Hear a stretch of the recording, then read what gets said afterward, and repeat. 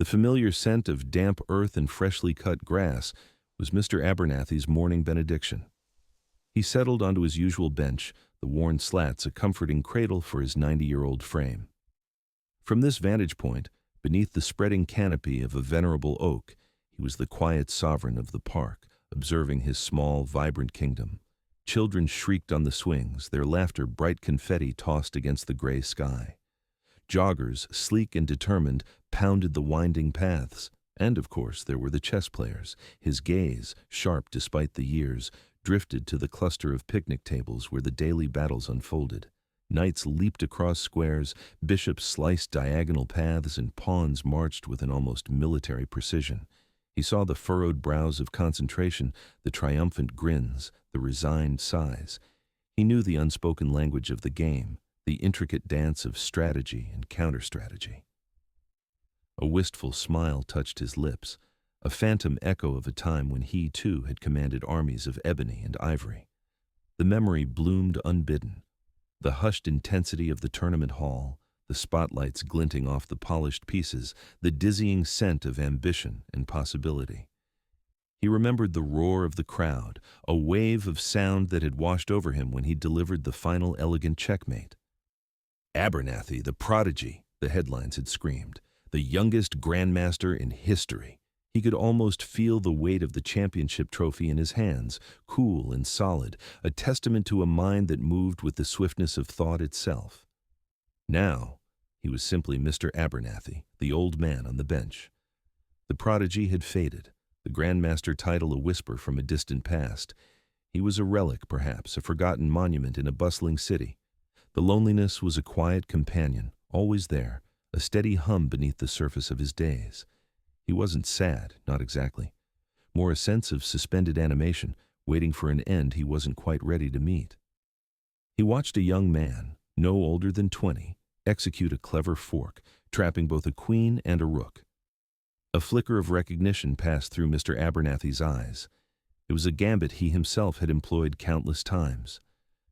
Later, as the sun began its gentle descent, painting the clouds in hues of orange and purple, Mr. Abernathy walked home. His small apartment was neat, almost sparse.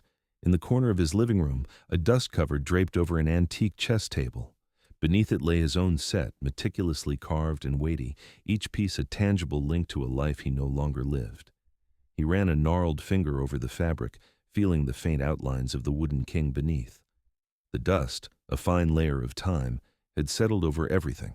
It was a silent testament to a game unplayed, a mind unchallenged, a champion retired. He felt a familiar pang, a yearning for the intellectual combat, the thrill of outmaneuvering an opponent. But who would play with an old man whose glory days were decades behind him? The thought lingered, a quiet question echoing in the stillness of his home. A curious new face. The scent of freshly cut grass mingled with the distant murmur of traffic as Leo's sneakers crunched along the gravel path. His usual afternoon pilgrimage to Elmwood Park often involved climbing the gnarled oak by the pond or chasing pigeons, but today, a different pull guided him. His gaze landed on the cluster of stone tables near the weeping willow, where a scattering of figures, young and old, were hunched over checkered boards. The rhythmic clack of pieces, a soft, almost hypnotic sound, drifted across the expanse. Leo slowed, his bright eyes scanning the scene. He'd seen them before, these mysterious games, but never truly understood their allure. Today, however, a spark of genuine curiosity ignited within him. He watched a woman in a wide-brimmed hat slide a polished black knight with an elegant sweep, capturing a white pawn. A small gasp escaped him. It wasn't just about moving squares. There was a purpose, a strategy, a story unfolding on the 64 squares. He imagined himself, a miniature general, directing his army of rooks and bishops, kings and queens across the battlefield. How did they all move? Why did some jump and others slide? The questions buzzed in his head like trapped bees. He longed to touch the cool, carved wood, to feel the weight of a pawn in his palm, to hear the satisfying thud of a piece placed with conviction. He edged closer, careful not to disturb the intense concentration etched on the players' faces. His internal monologue was a flurry of eager inquiries. Could a knight jump over another piece? Did the queen move in any direction she wanted? Was the king really the most important, even though he looked so small? He pictured himself sitting opposite an opponent, not just watching, but actively participating, plotting his moves, anticipating theirs. The thought sent a thrill through him. As he circled the tables, a solitary figure caught his attention. An old man, his silver hair neatly combed, sat on a bench slightly removed from the immediate fray. He wasn't playing, yet his eyes, an astonishing shade of sky blue, followed the games with an intensity that belied his stillness. A worn tweed jacket hung loosely on his frame, and his hands, gnarled with age, rested patiently on a carved wooden cane. He seemed to absorb every flick of a wrist, every thoughtful pause, every victorious smile or frustrated sigh. There was a quiet dignity about him, a sense of deep observation that resonated with Leo's own budding inquisitiveness. The old man's gaze was sharp, discerning, almost as if he could see not just the pieces, but the very thoughts behind the player's eyes. Leo wondered if he too wished he could be playing, or if simply watching was enough. The first move. Leo's sneakers scuffed against the worn path leading to Mr. Abernathy's bench. Each step felt heavier than the last, his heart thrumming a frantic rhythm against his ribs. The old man was there, as always, a solitary figure draped in a tweed jacket despite the mild autumn air, his gaze fixed on the chessboard, where two strangers were deep in concentration. Leo had watched him for weeks, a silent observer of the silent observer. Today, however, was different. Today he had a plan. He slowed, then stopped a respectful distance away, the faint scent of fallen leaves and distant coffee hanging in the air. Mr. Abernathy didn't acknowledge him, his silver head bent slightly, an inscrutable expression on his lined face. Leo's palms grew damp. This was it. The moment to make his move, much like the knights and bishops he'd watched Mr. Abernathy follow so intently. Taking a deep breath, Leo finally spoke, his voice sounding thin and reedy to his own ears. "Excuse me, sir?" Mr. Abernathy's head slowly lifted. His eyes, a startling pale blue, focused on Leo, a flicker of surprise or perhaps annoyance crossing them. He didn't speak, merely waited, an almost regal patience emanating from him. I've seen you here a lot," Leo continued, rushing his words slightly. "Watching the games. Do you ever play?" A beat of silence stretched, thick and unyielding. Leo braced himself for a dismissive wave, a curt no, or worse, nothing at all. He felt the heat rise in his cheeks, regretting his sudden burst of courage. But then, a subtle shift. The corner of Mr. Abernathy's mouth twitched, a minuscule movement that Leo almost missed. It was the faintest hint of a smile, a rare bloom on a winter tree.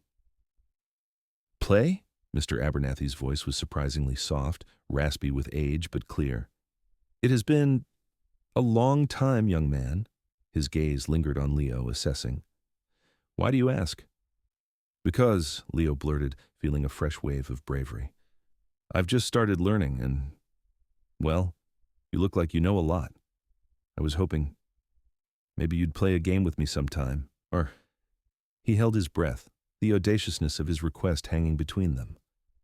The old man's eyes crinkled at the corners, and this time, the smile was unmistakable, a genuine if fleeting expression that softened the harsh lines of his face. It transformed him, making him seem less like a statue and more like the kind, perceptive man Leo had imagined him to be. "A game, you say?" He paused, then, slowly, deliberately, pushed himself up from the bench.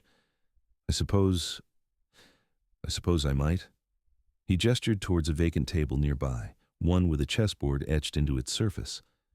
"Do you have a set, then?" "Yes," Leo exclaimed, relief and exhilaration bubbling up inside him. "I always carry it." He fumbled in his backpack, pulling out his well-loved travel chess set, the plastic pieces rattling faintly. His hands trembled slightly as he carefully emptied the pieces onto the checkered squares. Mr. Abernathy watched, his expression unreadable once more. Yet a certain readiness now animated his posture. The first move, it seemed, was already made. Lessons on the board. The scent of old wood and the faintest whisper of pipe tobacco clung to the air in Mr. Abernathy's small living room, a comforting aroma that became synonymous with their daily ritual. The chessboard, a beautifully aged maple and walnut affair, sat between them on a low table, its pieces gleaming under the soft lamplight. "Your move, young man," Mr. Abernathy said, his voice a low rumble. Leo, perched on the edge of the antique armchair, chewed on his lip, his brow furrowed in concentration. He reached for a knight, then hesitated, his gaze darting between the clustered pawns. "I think—" "Here," Leo declared, moving the knight with a decisive, if ill-advised, clack. Mr. Abernathy's thin lips twitched almost imperceptibly. A bold move, though perhaps a touch premature. "You've exposed your king, Leo." He gently tapped a square with his own rook. "See here? My queen now has an open line. Check." Leo's eyes widened. "Oh, right." He quickly moved his king. "Sorry. No need to apologize for learning," Mr. Abernathy assured him, his tone patient. "Chess isn't about perfection. It's about foresight, thinking several steps ahead. Consider not just what your piece can do, but what your opponent's pieces will do in response." He paused, letting the words sink in. "Think of your pawns as a shield. They may seem insignificant individually, but together they form a formidable barrier." Over the next hour, Leo's early game was a minefield of missteps. He lost queens to careless placements, sacrificed rooks for negligible gains, and often found his king in peril. Yet, with each mistake, Mr. Abernathy was there, not with exasperation, but with a quiet, clear explanation. He'd demonstrate how a particular pawn push could create a weakness, or how a seemingly harmless bishop could suddenly control a crucial diagonal. "Always look for forks," Mr. Abernathy advised, demonstrating how his knight could attack both a rook and a bishop simultaneously. "And remember the importance of central control. The more pieces you have dictating the center of the board, the more options you possess." Slowly, almost imperceptibly, something shifted. Leo began to hesitate before moving, his gaze lingering longer on the squares. He started asking, "What if I move here?" before committing, and Mr. Abernathy would guide him through the potential outcomes. Then, during their third game, Leo made a move that genuinely surprised the old man. Mr. Abernathy had advanced a pawn, intending to set up a trap for Leo's knight, but instead of retreating, Leo moved his bishop not to attack, but to block the pawn's path, effectively neutralizing the threat and developing his own piece. Mr. Abernathy leaned back slightly, a faint smile playing on his lips. "Well now," he murmured, a glint in his Wabasal, usually reserved eyes. "That was rather clever, Leo. You saw the trap before it was sprung."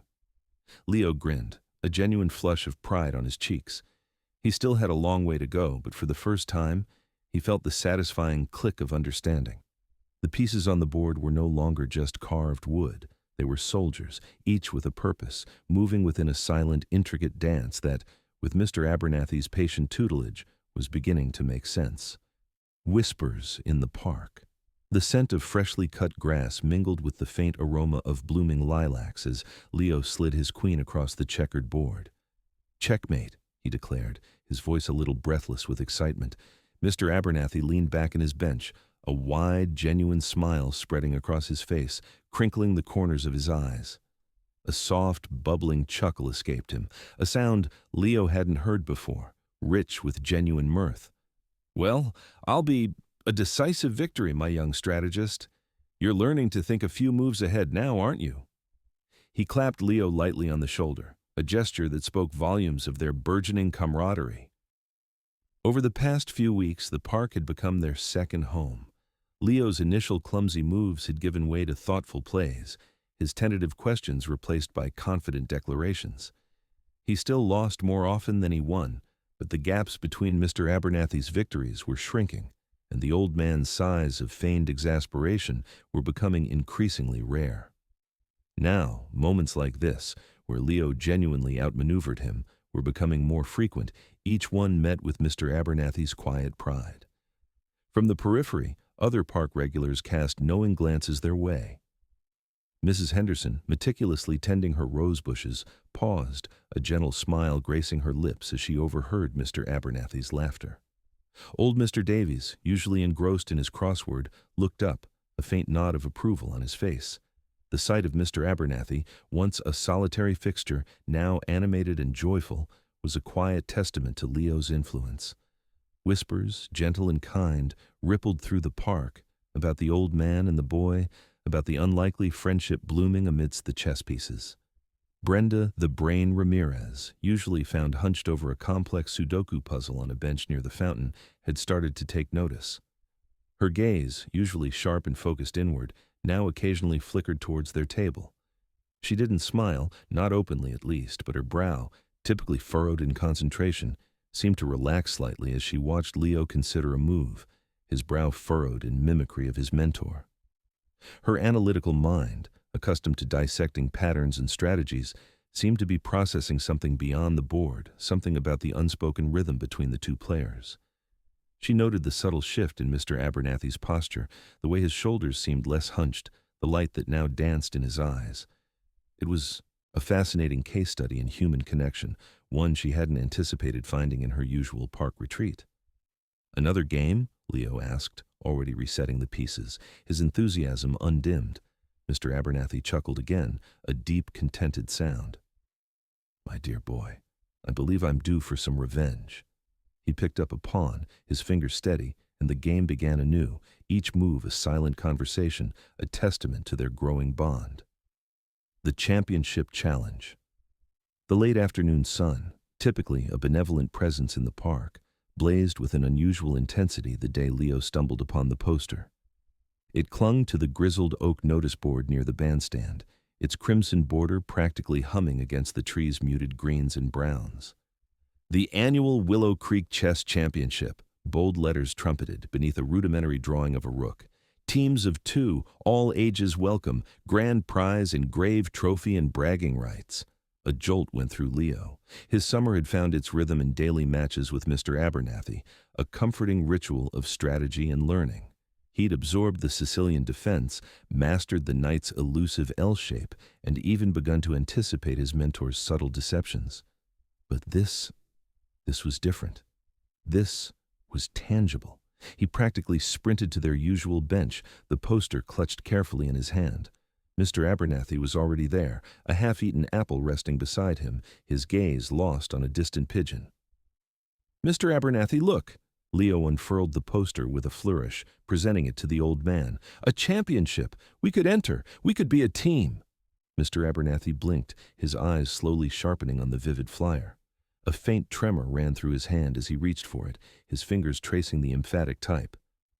"A championship," he murmured, the words sounding alien on his tongue. His customary composure seemed to unravel, a fleeting, unreadable expression crossing his face. "Teams of 2? Yes, you and me." Leo's enthusiasm was contagious, his voice soaring with the sheer scope of the idea. "Imagine, we could win. You know everything, and I'm really improving, aren't I?" He puffed out his chest slightly, a hopeful grin plastered across his face. Mr. Abernathy's gaze drifted from the poster to Leo's animated features, then back again. A sigh escaped him, as soft as dry leaves skittering across pavement. "Leo, my boy," he began, his voice imbued with a weariness Leo had never encountered. "Competitive chess, it's been a very long time. The pressure, the speed. My mind isn't as sharp as it once was. And my hands," he held them up, a subtle tremor evident. "They lack their former steadiness." A cold knot tightened in Leo's stomach. He hadn't considered Mr. Abernathy's advanced age, only his unparalleled acumen. "But you're the best," Leo insisted, his voice cracking with earnestness. "You always win. And I can. Assist. We'd be a formidable pair. You can handle the complex maneuvers, and I can focus on the openings or something. We'll practice even more." He leaned forward, his eyes pleading. "Please, Mr. Abernathy, it would be such fun. And it would mean so much." The old man's eyes returned to the crumpled poster, then to Leo's unwavering, hopeful gaze. He perceived not just a boy eager for a game, but a profound warmth, a camaraderie he hadn't realized he yearned for. The apprehension lingered, the old specter of inadequacy and defeat, yet something else began to stir within him, a forgotten ember, a faint echo of the game's exhilaration. He recalled the satisfaction of a masterfully executed strategy, the quiet triumph of outmaneuvering an adversary. A slow smile, gentle and tinged with wistfulness, spread across Mr. Abernathy's face. He looked at the boy, whose vibrant energy seemed to ripple in the air around them. "Very well, Leo," he conceded, his voice a little shaky but resolute. "A championship, you say. It appears a challenge has arisen, and perhaps a new adventure." Training for glory. The crisp morning air at Willow Creek Park hummed with an unfamiliar energy. No longer content with casual games, Mr. Abernathy and Leo had adopted a rigorous schedule. Their chessboard, now a permanent fixture on the same weathered picnic table, bore witness to hours of concentrated effort. Mr. Abernathy, his usual reserved posture replaced by an almost youthful intensity, pointed with a gnarled finger. "Remember the King's Indian, Leo. It's a fortress, but one with a hidden spring. You lure them in, then strike." Sweat beaded on Leo's brow as he meticulously arranged the pieces, his young mind absorbing every nuance. "But what if they don't fall for the lure, Mr. Abernathy?" he asked, pushing a pawn forward. A faint smile touched the old man's lips. "Ah, that's where the stories come in, my boy." He leaned back, his gaze distant. "My first championship, 1952. My opponent, a formidable tactician, thought he had me cornered. I remember the smell of polished wood and nervous energy. He'd played a beautiful queen's gambit. I, however, had spent weeks studying his typical responses. I sacrificed a knight, a move everyone thought foolish. But it opened a diagonal, a lightning bolt to his king. The look on his face." Mr. Abernathy chuckled, a sound like dry leaves rustling. Pure disbelief. Leo listened, captivated, his fingers hovering over the board. These tales weren't just history. They were blueprints, etched with the emotion of battle. Mr. Abernathy's recollections weren't just about strategy. They were about reading people, about the psychology of the game. He spoke of the weight of expectation, the thrill of the unexpected, and the quiet satisfaction of a well-executed plan. Days bled into weeks. Leo, quick-witted and fearless, began experimenting. During one particularly grueling session, facing a seemingly insurmountable position, he tried something outlandish. Instead of a conventional defensive move, he advanced his rook to an exposed square, seemingly inviting a capture. Mr. Abernathy frowned, his brow furrowed in concentration. "What in the blazes are you doing, Leo?" "It's a distraction, sir," Leo stammered, his heart thumping. "If they take it, it opens up a line for my knight to fork their queen and rook." Mr. Abernathy stared, then slowly, a glint appeared in his eyes. He analyzed the board, moving pieces in his mind. "Clever, Leo. Very clever. A risky gambit, but potentially devastating." He took a deep breath, and for the first time, Leo saw a flicker of genuine surprise on the old man's face. "I haven't seen a move like that in decades. Perhaps never." Leo's trick, which they affectionately dubbed the Willow Creek Whirlwind, became a staple in their practice. It was a move born of instinct and a touch of youthful impudence, a perfect counterpoint to Mr. Abernathy's classical precision. Their bond deepened with each passed pawn and captured bishop. The park, once a quiet refuge for a lonely man, now buzzed with the quiet intensity of two generations, united by 64 squares and a shared dream. The final gambit. The air in the grand tournament hall crackled with a palpable tension.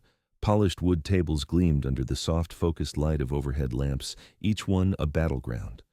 The hushed murmurs of spectators and the rhythmic click-clack of chess clocks formed a steady hypnotic soundtrack. Competitors, a mix of seasoned veterans and intense young minds, sat hunched over their boards, expressions ranging from stoic concentration to barely contained anxiety.